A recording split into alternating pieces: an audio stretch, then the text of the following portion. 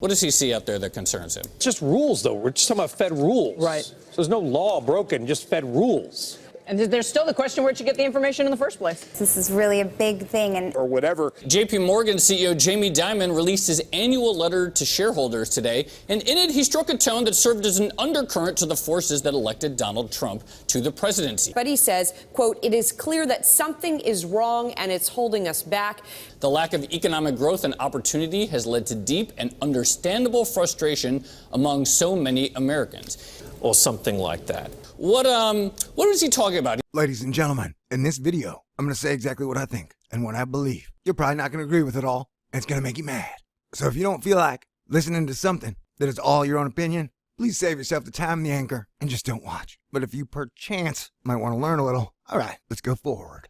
Doom, doom, doom, doom, be doom, be doom, doom, doom, doom, why? Hello, ladies and gentlemen, welcome to Thor News Economic Doomland.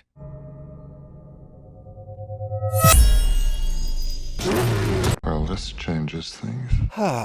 Economics, man. This is a Thor News presentation. Deal with it. Wait. There were other people. Why should you be the only one involved? But I am involved. We are all involved. Stay cool. Hit the button, baby. Thor News presents. All right, ladies and gentlemen, it has been a while since I've been talking about economics.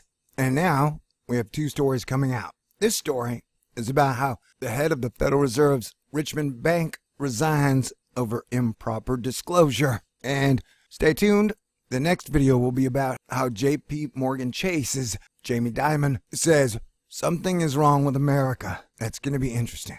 All right. This story is a big deal. Why? Because we're talking about the Federal Reserve. And the only people I know higher than the Federal Reserve are the space pirates. And the two may be interconnected. But remember, I'm crazy. Don't pay attention to me. And also, you guys have been getting crankier lately. I can tell in the comments. So some of you may be saying, hey, why should I listen to you talk about economics? And they say that you can always learn at least one thing from everybody. And second of all, for about 5 or 6 years, I was one of the only people on the planet who got interest rates right when they were damn near zero and stayed there until they raised it 0.25 basis points up to like from 0 to 0.25, which is hilarious or really scary. So we're talking about the head of the Federal Reserve, that when there's trouble at the Federal Reserve, that means the canary in the coal mine is coughing and having bad canary diarrhea. Hey man, what do you expect? It's economics. There's definitely going to be cussing in this episode. The president of the Federal Reserve Bank of Richmond has resigned after being investigated for potentially disclosing confidential information to a Wall Street analyst in 2012. Now, A, who investigates the Federal Reserve? And B, when did people start investigating the Federal Reserve? And C, why is this coming out now? Because if you remember, like the SEC, who's supposed to be investigating all things Security Exchange Commission-y, the only people they've really busted in like 10 years is some goofy-looking guy from Goldman Sachs with a funny name, Martha Stewart, you know, the homemaker who likes to smoke pot with Snoop Dogg, and Mark Cuban, the guy who invented radio on the internet, asterisk, and who owns the Dallas Mavericks, and now has a show called Shark Tank. Okay, so this is just all weird, and I've listened to some videos, I've read some articles, and I still don't necessarily know what he's disclosed. It said that he disclosed information about financial stimulus, which if I recall, I think quantitative easing ended. When was it? Somewhere in 2012, 2013, 2014, 2015. And so that's what financial stimulus is. Either a TARP package or quantitative easing. Oh, and another thing. You know, I don't like to hate anybody. And I'm very, very slow to ever blame groups. Rarely do I ever blame single individuals. And so for those who are out there saying, I hate banks, I hate bankers, I hate the Federal Reserve. Well, I don't think that's fair, man. Because from the Bill Clinton scandal to where all of America was totally glued on the fact that he got a Hummer in office from Monica Lewinsky, to George W. Bush attacking Iraq for 9/11, up through Obama to now, ain't none of y'all been paying attention. And when I say none of y'all, I mean like 99% of people. Because my big awakening came in 2006. I was having nightmares about hyperinflation after reading Nostradamus. And so that was when I went on my horrible journey of figuring out what money is, what credit is, the double booking credit debt economy, what the Federal Reserve was. And the more I learned, the more I melted down. And so the truth of the matter is, in my opinion, you can't blame and hate these guys because it's all our fault. Because while bankers were using campaign contributions to rewrite the laws, America was dividing and conquering itself over abortion, gay marriage, the war on terror, same-sex bathrooms, whether Clay Aiken was gay or not, and geez, how obvious was that? You know, and so we as a country are literally like that dog in Up. It's like squirrel, squirrel, squirrel. And it's like the Republicans 100% believe in Republicans, and Democrats 100% believe in Democrats. And you're both totally wrong. You know, it's like everybody under Obama, Democrats are like, oh my God, he's Jesus, he makes no mistakes. And now it's like under Trump, it's like, oh my God, Trump is Jesus, he makes no mistakes. And it seems like all we've really been doing as a country is making mistakes for a long time. But I do want to say again that, like, JFK was the last president we had. He had his brain splattered all across his wife. And since then, we've had a bunch of accommodating puppets. I mean, it seemed like when Barack Obama got out of line, he ended up getting like 32 stitches in his face, getting elbowed in the face during a quote-unquote basketball game. Harry Reid got thrown down a flight of steps. And so, I don't know, man. I'm just saying, it's all weird. It's all scary. And that everybody blaming banks or bankers and just saying they're evil, that doesn't help. We are all in this together. Do you hear me? And so we have serious problems. And we need to come together before the hyperinflation point where all currencies collapse, whether it be in a credit freeze or printing too much. And so the main point of this video is for me to say this is weird. And then to have this come out at the same time Jamie Dimon is saying something is seriously wrong with America. I could have told you that. Everybody knows that right now. Though everybody's like, yes, something is wrong with America and it's your fault. Or it's something wrong with America and it's your fault or his fault or their fault. It's all our faults, people. We are a big country who has basically had our head in the sand or used emotion to dictate our actions instead of thinking and being wise. And so just sitting there blaming people on the internet, on Twitter, on Facebook, on blogs, making comments on New York, that ain't gonna help nothing. Doing the same thing is gonna give you the same result. We're in deep shit, people. Anyway, so yeah, we can get into some of these facts, but I'm saying I want to know what information was disclosed, and I'm guessing there will be no fourth round of quantitative easing, but I can't find that information. And then while I was about to make this video, CNBC had breaking. Former Fed policymaker Lockhart says lacquer leak could very well be inadvertent. And for those of you out there who are not wordsmiths, who are like, what is inadvertent? It basically is a fancy word for a brain fart. Richmond Federal Reserve President Jeffrey Lacker's leak of sensitive information in 2012 could have come as a consequence of a mind lapse, according to one of his former colleagues. Former Atlanta Federal Reserve President Dennis Locker told CNBC Wednesday that the incident was regrettable. Oh, thanks. That really helps, buddy. Lacker tendered his resignation on Tuesday after admitting he had discussed sensitive information about Fed policy options with a Wall Street analyst in 2012. This is a breaking story. Please check for more. And this is a non-story. Sam Meredith, you know, like after Lackers threw other people under the bus, this is like Lockhart's trying to say, hey, no, nobody was thrown under the bus. It was one man with a brain fart. And why did I say he threw people under the bus? Because this part, what did I miss? Where Lacker comes out and says he was not the leader of this spill of information. The Lacker leak, that he was not the capstone of the leak, which means there are other people. So he just threw one or other people under the bus, and it's now kind of like, hey, yeah, I did it, but a lot of other people were involved. Somebody else kind of told me to do it. I was not the leader, which then means we will get a long, slow, complicated, confusing investigation into the Federal Reserve. And the thing is, like, in my opinion, nobody polices the Federal Reserve. Like, you don't want to mess with them, dude. Like, you don't want to mess with the Zetas, they'll cut your face off. And so the only person I've ever known who pokes a stick at Federal Reserve was Elizabeth Warren. But that too may have been counter opposition. So my questions are, why this? Why now? And dude, what do you mean that public confidence in the Federal Reserve is essential to them? 80% of the adult public has no idea what the Federal Reserve is. And the 20% who are aware of the Federal Reserve, 95 to 97% of them don't even know what the Federal Reserve does. One thing that I was shocked to learn when I figured out about how money works, where it comes from, and it's still confusing as hell, it would take me a long video to explain, is that most people don't know. Most people don't know what money is, where it comes from, how it's created. So, a lot of times these reports don't help because they're all just kind of saying stuff to get on TV or saying the right things and, like kind of to repeat that the main thing the Federal Reserve need is the confidence of the public. I guess it's kind of true, meaning that if everybody didn't have any faith in the Federal Reserve, then we'd be in trouble. And I know a lot of people are like, end the Federal Reserve, like audit the Federal Reserve. I used to be like that, but it's way too late. You know what I'm saying? And Yes, I would be for ending the Federal Reserve if we had a great system to put in place. But just to kind of go after the Federal Reserve like, oh my God, we just need to end them. Like that would totally royal disrupt and crash all markets everywhere. And we would get that hyperinflation currency collapse thing that I talk about, where you'd have absolute chaos, lawlessness. You'd lose billions of people dead, raped, murdered within a month, and we want to avoid that. It's one of the main purposes of the channel. Like, I know I've been lax on it lately because I've been kind of down because it seems like the more I'm like, y'all, we need to come together. We need to all realize, like, let him without sin throw the first stone, and ain't none of us throwing stones. So we gotta come together and figure this shit out as soon as possible.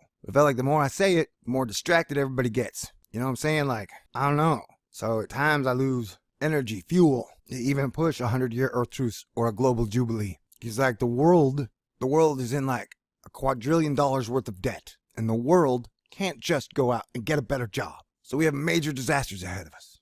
And we gotta do something. I guess I'll pick this up in the Jamie Dimon video because, I don't know, I could go on for a long time about this. But it seems like why? It's like everybody just learns this stuff just so they can get mad and say it's this person's fault or it's these people's fault or these people are evil. It's like, dude, I am here looking for solutions. What are we going to do? What can we do? It's like if you got a big family and only one person in the family is like, guys, we have problems. The house is on fire. We need to do something about it. And everybody in like the 20-person family is just arguing, yelling, and pointing fingers. Nothing's going to get done. And I don't know what type of a wake-up, pinnacle, apex moment we're going to need to have where everybody realizes, oh shit, none of us are really responsible for the state of the world right now. Most of the wars, the power control struggles, this all started long before we were born. So, I don't know. I'll read it real fast. The president of the Federal Reserve Bank of Richmond has resigned after being investigated for potentially disclosing confidential information to a Wall Street analyst in 2012. Jeffrey Lacker, who led the bank in Virginia for more than a decade, did not admit to directly revealing information about policy options being considered by the Fed,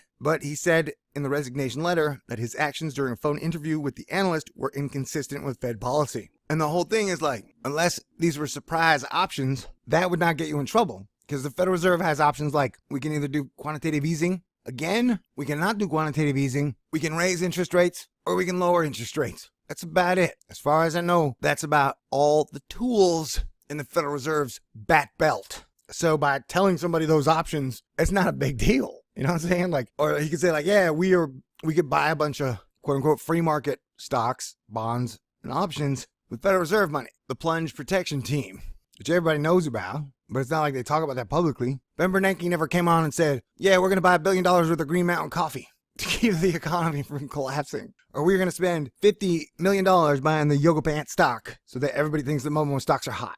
You know what I'm saying? Anywho, strange days indeed. He said the analyst who called him already knew an important non-public detail about the policy options. What is it? I'd like to hear this information. When the analyst raised that detail, Lacker says he should have declined to comment and perhaps ended the phone call. But he did not. The conversation with the Medley Global Advisors analyst happened on October 2nd, 2012. Wow, that's weird, because there's a Nostradamus passage that says on October 3rd, the dragon will be released. And to me, that was when they signed TARP. And that's how I started I took Keynes' market economics, threw out the window, and rebranded it the dragon and the beast economy. The dragon being the threat of the default, and the beast being the banks who survive on bailout money and 0% interest rates. So being the super genius that I am, I rebranded our economic system properly. Capitalism was totally dead in 2008, bro. Very few people knew. Anyway, so just saying that October 3rd is when they signed TARP, and the bullshit laissez-faire, free hand of the markets, asterisk, was totally dead and gone. But like I said, a lot of people are like, no, dude, the free markets are free and great, and they decide everything fairly. Whatever, man. It's never, ever made sense to me how you can have a capitalist Christian economy. The two are directly opposed from each other. Capitalism is survival of the fittest, that you get away with what you can under the law. And that's why a lot of people are mad. Like, I hate bankers, but most of the shit they did was legal. And that if you didn't want them to do that, we had to figure out a way to make the laws stronger. But like I said, most people were busy arguing over abortion, trying to save unborn babies. Whereas like with abortion, if you want to stop abortion, try and teach people how not to get pregnant in the first place. Did I just make you mad? But it's like nobody ever talks about that. So it's like, abortion, yes, it should be legal. No, it should be illegal. Or no, it should not be legal. It's like, how about we make cool enough, smart enough Americans that realize if you have unprotected sex, there's a chance you guys are going to get pregnant. Anyway. And if you're not ready to get pregnant, just give each other oral sex. Or you just, go to second base. Anyway, And now I'm way off the rails, and this video is way too long. The next day, Medley Global Advisors unveiled details of a September Fed policy setting meeting, one day ahead of the publication of the central bank's own record of the discussion. At the Fed meeting, officials laid the groundwork for the massive bond buying stimulus they were to roll out later that year. Earlier knowledge of that discussion could have given traders an unfair advantage. And you know how screwed up our system is? That right before 9/11, a lot of politicians took the information they had and shorted the airlines. So eventually they had to create some bullshit law that said politicians are not allowed to take their top secret information and buy and trade stocks from it. After Medley's report came out, Lacker said he realized that my failure to decline comment on the information could have been taken by the analyst in context of the conversation as an acknowledgement of the confirmation of the information. In his resignation letter, Lacker also said he was first questioned about the conversation more than 4 years ago as part of an internal Federal Reserve investigation. At the time, he did not fully disclose what had happened. And you see, what had happened was government investigations continued. See, what had happened was is this nice guy at this analyst center had sent over a big bag of cocaine, some ecstasy, and 3 prostitutes of ranging gender. And in the middle of me having fun, lo and behold, he called me. And I told him a bit too much. No, I totally made that up. That is not true in any way, shape, or form. I was just, sensationalizing the situation. At the time, he did not fully disclose what had happened. Government investigations continued. Which part of the government investigates the Federal Reserve, by the way? That I would like to know. I'm not aware of it. And in 2015, Lacker told law enforcement more about his involvement in the conversation. I deeply regret the role I may have played in confirming this confidential information, he said in a letter. It was never my intention to reveal confidential information. The resignation is effective Tuesday. Lacker's lawyer says the investigation into Lacker is complete and no charges will be brought. The Bank of Richmond, Virginia, one of the 12 Federal Reserve banks, and did you know if you add those 12 banks up, you get 13? And then if you include the people who built the banks and maintain the banks and drive the money back and forth, you get 313, metaphorically. You have your mega super rich, and you have the most talented craftsmen and women. It's like the 100 monkeys of capitalism. And capitalism isn't even real, man. The Bank of Richmond said in a statement that the search for a new president was already underway, based on Lacker's previous plans to retire later this year. The bank did not explicitly say Lacker was forced out, but the statement suggested his departure may not have been voluntary. Oh, no shit, Sherlock. The Federal Reserve places a high priority on safeguarding information. That, I believe, to the right people. We expect every employee to comply with all relevant policies and procedures, as well as our standards of conduct, the statement said. Once our bank's board of directors learned of the outcome of the government investigations, they took appropriate actions. All right, so I've talked way too long, and I guess I'll pick this up in the next story about how Jamie Dimon says something's wrong with America. Once again, no shit, Sherlock. Why are you saying that now? Anywho, all right, peace out. God bless everyone. Live long and prosper. May the force be with you always. And remember, we are all in this together. We're all on the same Earth family team. And we need to get our act together as soon as possible. We are the builders of the future, whether you like it or not. And Jesus Christ, the Holy Spirit, and God did not tell us to sit, do nothing, and wait for the rapture, end times, or whatever. And the end times are stupid, man. It says there will be 1,000 years of peace on earth. So you ain't getting no end times till after 1,000 years of peace. And I know for a fact we've not had that yet. So let us get to the 1,000 years of peace. And then 1,000 years from now, you doom addicts, your grandchildren's grandchildren can be like, oh my God, the world is ending. 1,000 years from now. Okay? Sound great? Peace out.